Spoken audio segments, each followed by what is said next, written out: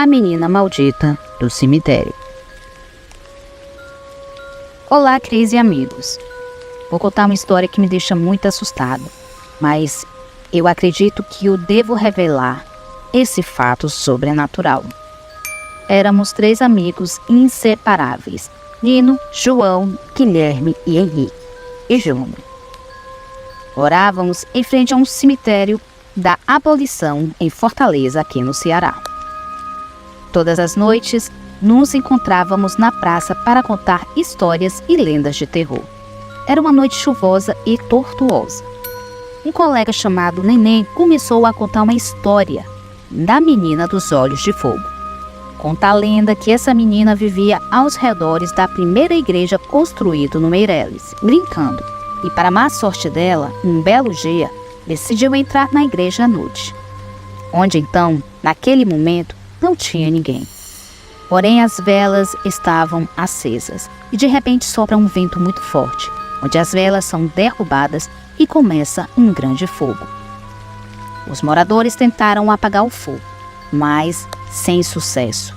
A menina estava toda queimada, mas algo de arrepiar aconteceu. Os olhos da menina estavam em chamas e na época houve uma grande comoção, devido às pessoas associarem a sua morte a ter tentado contra sua própria vida. Coisas estranhas começaram a acontecer depois da morte da jovem. Pessoas começaram a morrer ao redor do cemitério, onde ela foi enterrada.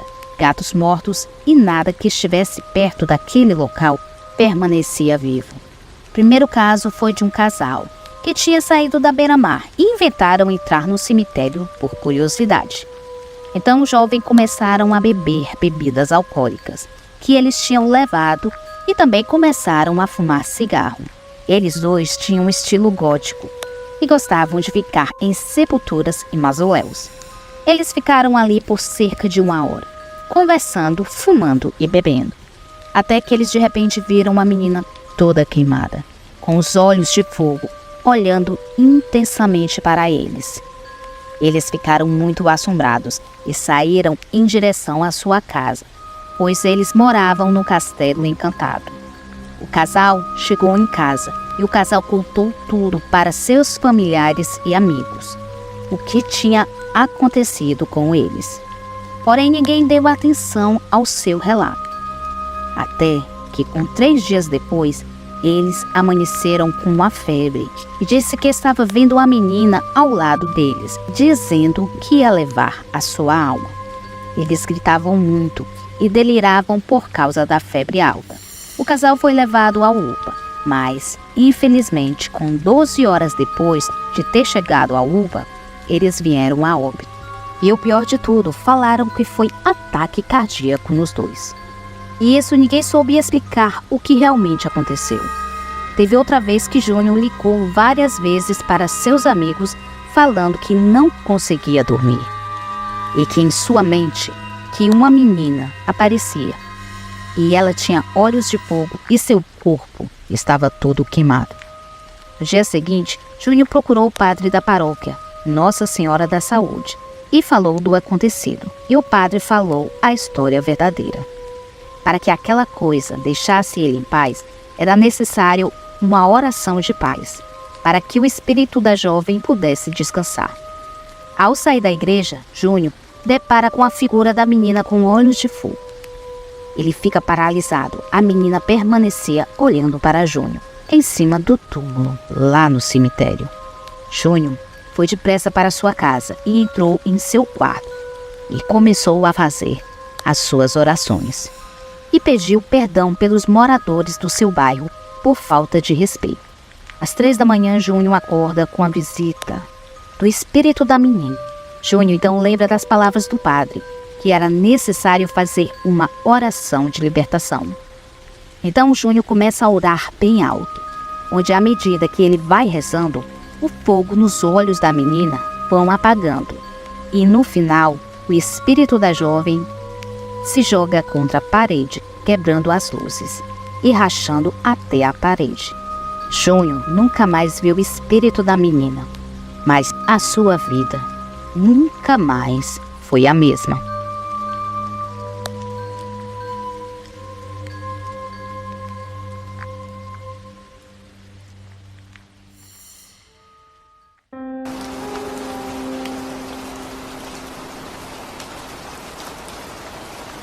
Boa noite. O meu nome é Cássio. Atualmente tenho 61 anos de idade e nasci em Fortaleza, Ceará. Lembro-me de que, no ano de 1992, com 32 anos, estava desempregado e com filho de 12 anos.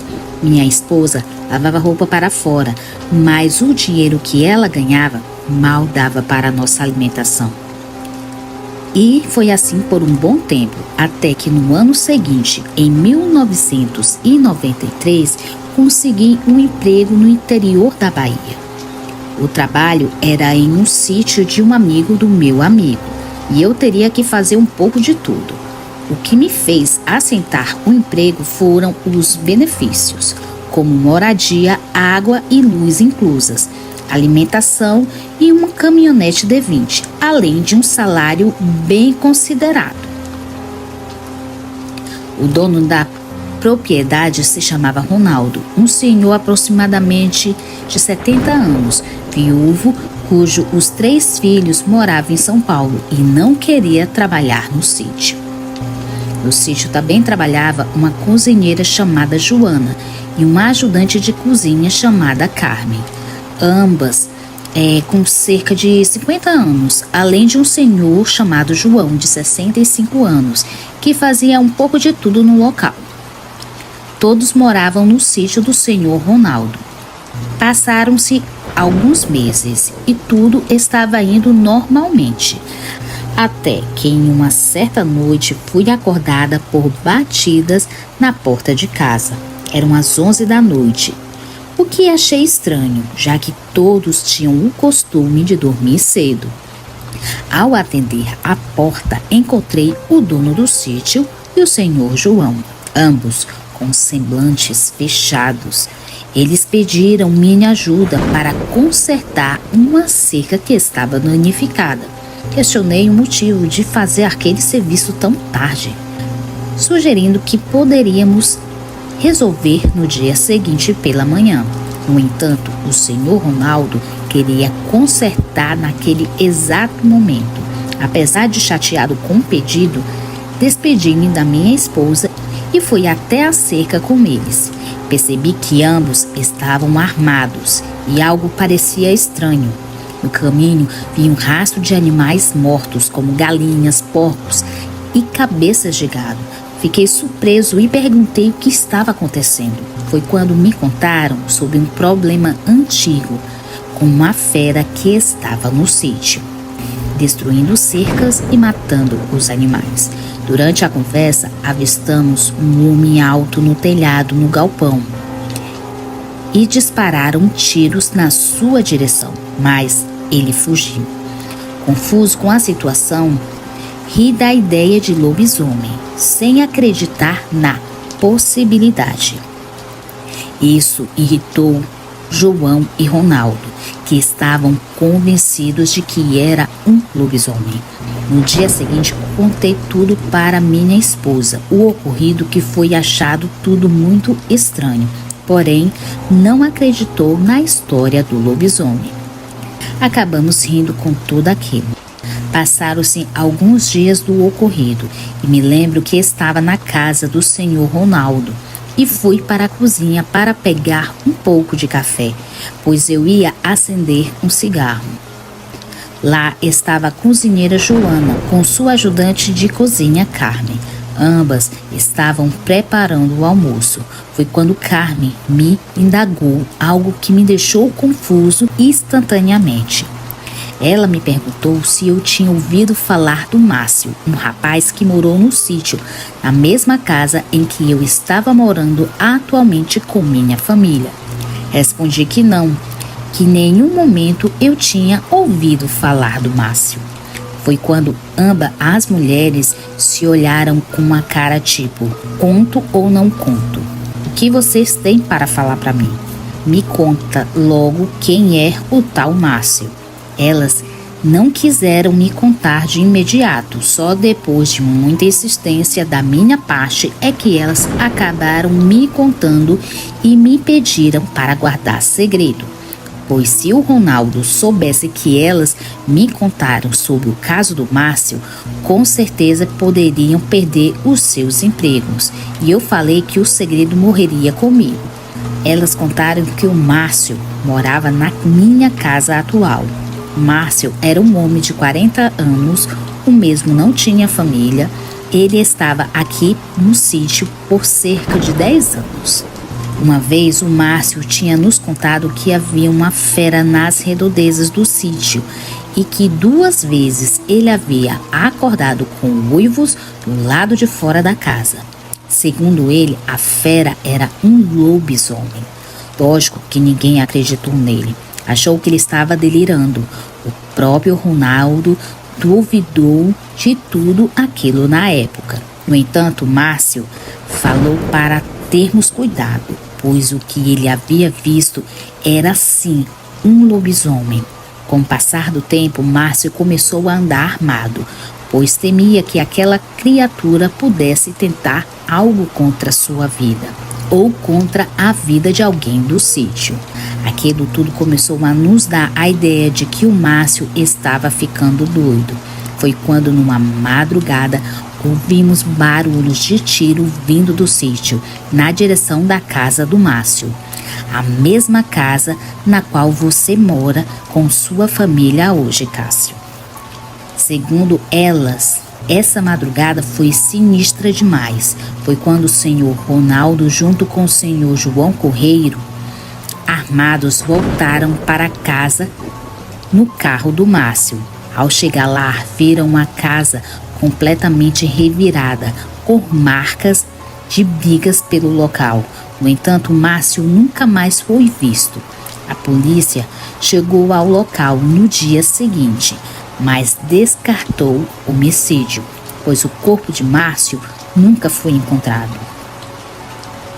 Foi muito sinistro e a partir desse dia, Ronaldo e João começaram a andar armados, inclusive durante o dia. Foi por isso que você foi contratado, Cássio, para você ficar no lugar do Márcio. E é por isso que os filhos de Ronaldo não moram com ele há anos. Confesso que aquilo me deixou muito assustado. Após aquela conversa, meu dia acabou, pois eu fiquei pensativo durante toda a minha jornada de trabalho no sítio. Chegando em casa, conversei com minha esposa sobre o passado sombrio do sítio. Minha esposa automaticamente ficou estarrecida ao saber do acontecimento. Infelizmente, ficamos refém no lugar, pois não tínhamos para onde ir e a vontade de sumir deste local era imensa. Passaram-se alguns dias e uma certa vez, voltando para casa, era bem tarde. Meu carro parou de funcionar do nada. O local estava em total escuridão. Peguei a minha lanterna e saí do carro para ver o que havia acontecido com o mesmo. Ao abrir o capô para ver o motor, lembro-me de sentir a presença de alguém pelas costas. Quando me virei, deparei-me com uma criatura horrenda me encarando a cerca de 5 metros de mim. Seus olhos eram grandes e amarelos, os dentes pontiagudos mal cabiam direito em sua boca. Era muito grande e em seu corpo havia estufas de pelo. Fiquei em choque. Por alguns segundos, decidi correr para dentro da caminhonete. A criatura colocou seu rosto no para-brisa do carro e ficou me encarando com aquela cara horrenda. Peguei um 38 do porta-luvas e, ao apontar para o rosto daquela coisa, ele deu um pulo para o meio do mato e sumiu. Fiquei dentro da caminhonete em estado de choque. Na época, não tinha como pedir ajuda, pois não tinha telefone. Passei toda a noite dentro do carro e só consegui ajuda no dia seguinte. Quando relatei o ocorrido, todos ficaram assustados com o que eu tinha relatado. Pouco tempo depois, eu fui embora e não tive mais contato com o Sr. Ronaldo e seus funcionários. Hoje em dia, acredito arrepialmente quando alguém me fala de algum acontecimento sobre esse tipo. Não sei se as autoridades realmente não sabem da existência dessas criaturas ou se as escondem na população para não causar pânico.